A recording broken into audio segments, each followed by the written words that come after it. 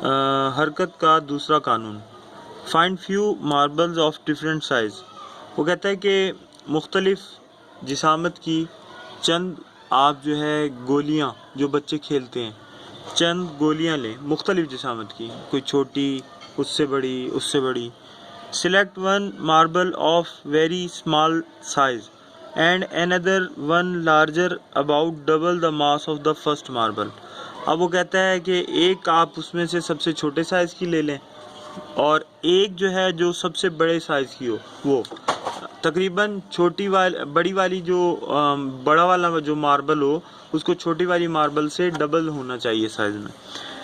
Predict that by hitting with same force which marble will be accelerated more. अब आप पहले से बताइए, पेशगोई कीजिए कि दोनों को अगर एक ही कुव्वत से हिट किया जाए, यानी मारा जाए, ज़रब लगाई जाए, तो उन दोनों में से कौन सी जो मार्बल है, कौन सी गोली जो है शीशे की, वो ज़्यादा एक्सीलरेट करेगी, यानी ज़्यादा तेज़ी से जो है वो उसकी वेलोसिटी में तब्दीली आएगी।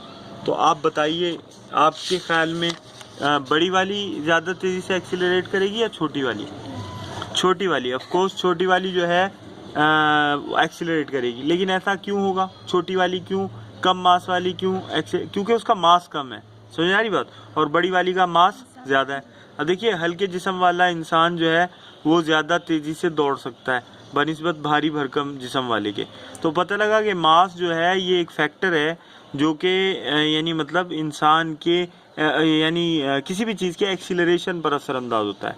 मास जो है वो एक फैक्टर है, एक अवामिल है जो कि किसी भी एक आमिल है जो कि किसी भी यानी चीज़ के एक्सीलरेशन पर असरअंदाज होता है। और मास जितना ज़्यादा होगा उतना एक्सीलरेशन उस बॉडी में कम पैदा होगा। तो ये एक दूसरे के इन्वर्स प्रोपोर्शन है। असल में जो सेकंड लॉ ऑफ न्यूटन है, ये तीन जो है मिकदारें, तीन क्वांटिटीज़, एक फोर्स, दूसरे मास और तीसरे एक्सीलरेशन, इन तीनों का आपस में ताल्लुक है। Second law of motion is actually the relationship between force, mass and acceleration. तो अब देखिए मज़ीद आगे क्या हमें बताता है। Now try hitting the marbles one by one with third marble with same force. वो कहता है अब आप ऐसा करें कि जो है यानी तीसरे मार्बल को एक एक करके जो है दोनों मार्बल से एक ही कुव्वत के साथ जो है उन्हें ज़रब लगाएं।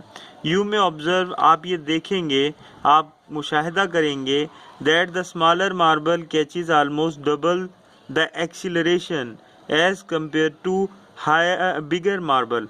आप ये मुशाहिदा करेंगे कि जो छोटा मार्बल है, यानी जो छोटी शीशे की गोली है, वो तकरीबन बड़ी वाली गोली से दोहरा इसरा या एक्सीलरेशन जो है वो गेन करेगी। समझ आ रही बात? ज़्यादा तेज़ रफ्तारी से, यानी वो उसकी वेलोसिटी में तब्दीली आएगी। Can you explain this phenomena? क्या आप इस ये जो फिनोमिना है इसकी वजाहत कर सकते हैं, इस मज़हर की वजाहत कर सकते हैं कि ऐसा क्यों होता है? तो वो वजाहत तो हम पहले ही कर चुके हैं कि क्योंकि छोटी गोली का मास कम है और बड़ी गोली का मास ज़्यादा है।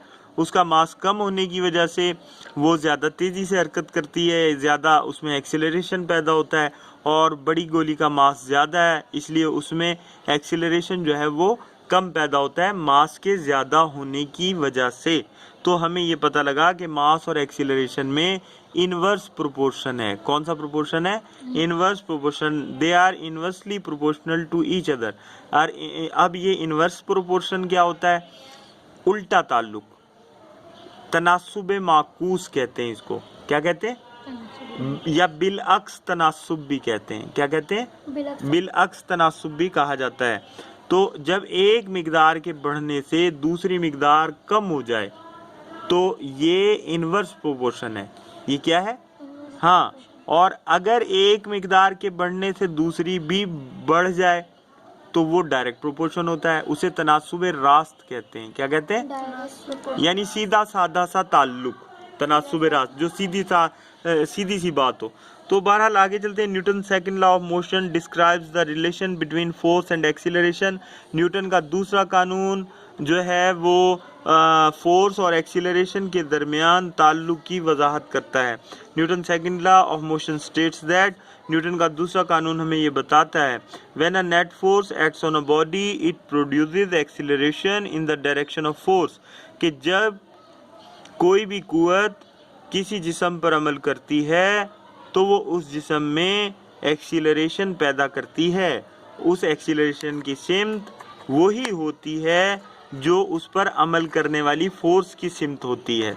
यानी जिस सिमत में आप किसी बॉडी पर फोर्स लगाएंगे उस बॉडी में एक्सीलरेशन भी उसी सिमत में पैदा होगा।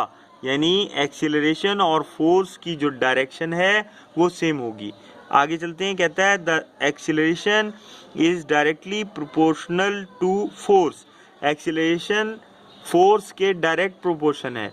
यानी अगर आप लगाए जाने वाली फोर्स जो है उसको बढ़ा दें तो बॉडी में एक्सीलरेशन भी ज़्यादा पैदा होगा। समझ में आ गई बात? यानी आप मिसाल के तौर पे किसी जिस्म को धकेल रहे हैं, अगर आप कम कुव्वत से धकेल रहे हैं तो उसकी वेलोसिटी में तब्दीली भी आहिस्ता आहिस्ता आएगी, और अगर उसको आप ज़्यादा कुव्वत से पुश करेंगे, ज़्यादा फोर्स लगाएंगे तो एक्सीलरेशन भी ज़्यादा पैदा होगा। तो फोर्स के बढ़ाने से एक्सीलरेशन भी बढ़ रहा है, फोर्स के कम करने से एक्सीलरेशन में भी कमी वाक़ई हो रही है।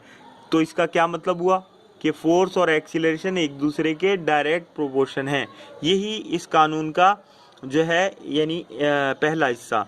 And inversely proportional to mass of body, और जो एक्सीलरेशन है, एक्सीलरेशन वो मास के इनवर्सली प्रोपोर्शनल है। ये बात मैं पहले ही आपको समझा चुका हूँ।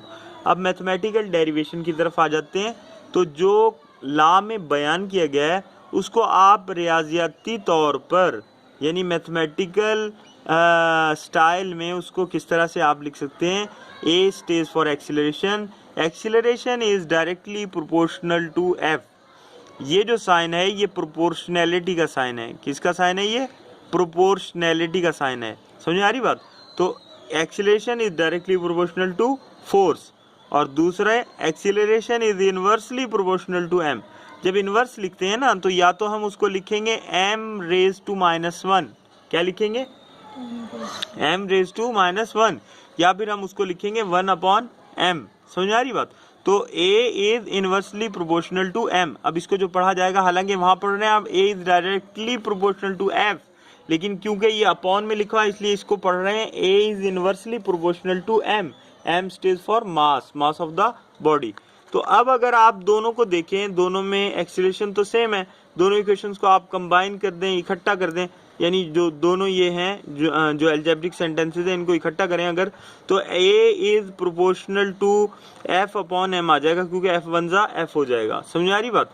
अब हमें पता है कि जब भी हम प्रोपोर्शनैलिटी के साइन को इक्वल के साइन में चेंज करते हैं, यानी जब हम इसे इक्वेशन में तब्दील करते हैं तो कोई एक कांस्टेंट दूसरी साइड पर मल्टीप्लाई हो जाता है, और यहाँ पर वो कांस्टेंट k है। क्या है वो कांस्टेंट? k। तो आपने प्रोपोर्शनैलिटी के साइन को जब इक्वल में चेंज किया तो k कांस्टेंट जो है वो ऑटोमेटिकली सेकंड साइड में मल्टीप्लाई हो गया। अब k की वैल्यू सब यहाँ पर 1 रखी गई है, यानी कांस्टेंट की वैल्यू कितनी है? 1 है। तो अगर आप k की जगह 1 पुट भी कर दें तो हमारे पास इक्वेशन क्या आ जाती है कि a is equal to f/m आ जाएगा। ये हमें अगर हम इसको यानी k की वैल्यू 1 पुट कर देते हैं तो 1 से मल्टीप्लाई होकर तो f/m ही रहेगा ना। अब m को अगर हमें निकालनी है f की वैल्यू तो m को हम दूसरी साइड ले जाएंगे, यहाँ ये डिवाइड हो रहा है, दूसरी साइड पे जाएगा तो मल्टीप्लाई हो जाएगा। इस तरह से इक्वेशन आपके पास आ जाएगी f is equal to ma, यानी force is the product of mass and acceleration, यानी फोर्स जो है वो मास और एक्सीलरेशन का हासिल ज़रब होती है। ये है न्यूटन का सेकंड लॉ। समझ में आ गई बात? उम्मीद है कि आपको टॉपिक समझ में आया होगा। इससे रिलेटेड एक न्यूमेरिकल भी दिया हुआ है, इसको भी साथ साथ देख लेते हैं। वो कहता है कि find the force that can accelerate a body of 50 kilogram mass up to 5 metre per second square. वो कहता है कि एक कुव्वत मालूम करें जब एक बॉडी जो है 50 किलोग्राम मास की एक बॉडी को 5 मीटर पर सेकंड स्क्वायर तक जो हरकत दे सके। तो आपने मास लिख लेना है, m 50 kg है, acceleration 5 metre per second square है, f मालूम करना है। Simply you have to use the second law of Newton, f is equal to ma। अब आप सिर्फ मास पुट कर दें, मास कितना है 50 और एक्सीलरेशन कितना है 5 मीटर पर सेकंड स्क्वायर। तो मास को मल्टीप्लाई करते हैं 5 से, यानी 50 5 जा 250 आ गया, किलोग्राम पर मीटर पर सेकंड स्क्वायर आ जाएगा, जो कि न्यूटन कहलाता है। यानी फोर्स जो है उसका यूनिट तो न्यूटन होता है ना, तो ये न्यूटन के इक्वल है। 250 न्यूटन आपके पास इस तरह से आंसर आ गया। तो उम्मीद है आपको समझ में आ गया होगा सेकंड लॉ ऑफ न्यूटन।